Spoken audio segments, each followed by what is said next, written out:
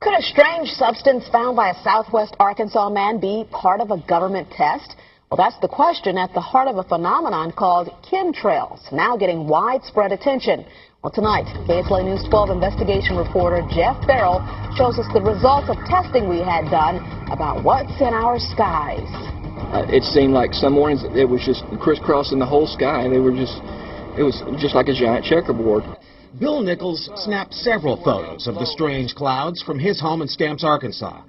They begin as normal contrails from a jet engine, but do not fade away like a normal contrail. Soon after, he saw particles in the air. You know, because we'd see it drop to the ground in a haze. Nichols then noticed the material collecting on the ground. This is water and stuff that I collected in bowls. I had it set out in my backyard on my dad's pickup truck. KSLA News 12 had the sample tested at a lab. The results? A high level of barium, 6.8 parts per million, more than 3 times the toxic level set by the EPA. Armed with these lab results about the high levels of barium found in our sample, we decided to contact the Louisiana Department of Environmental Quality. They told us that, yes, these levels are very unusual, but at the same time, they added the caveat that proving the source is a whole nother matter. Barium is a hallmark of other chemtrail testing, which even attracted attention from a Los Angeles TV station. There's already no shortage of unclassified weather modification programs by the government.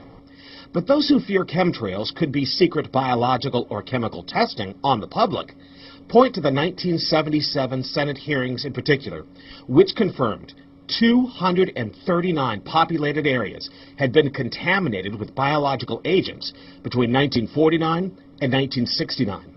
Later, the 1994 Rockefeller Report concluded hundreds of thousands of military personnel were also subjected to secret biological experiments over the last 60 years.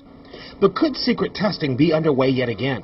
I'd rather it be something inert and benign, something that's, not causing any damage, but I'd like to know what it is. KSLA News 12 discovered chemtrails are even mentioned by name in the initial draft of House Bill 2977 back in 2001 under the Space Preservation Act. But the military denies any such program exists. Jeff Farrell, KSLA News 12 reporting.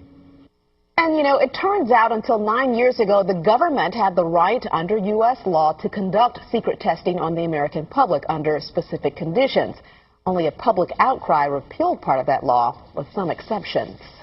Now, Jeff's report mentioned high levels of barium linked to those alleged chemtrails. We wanted to find out exactly what effects barium has on the body.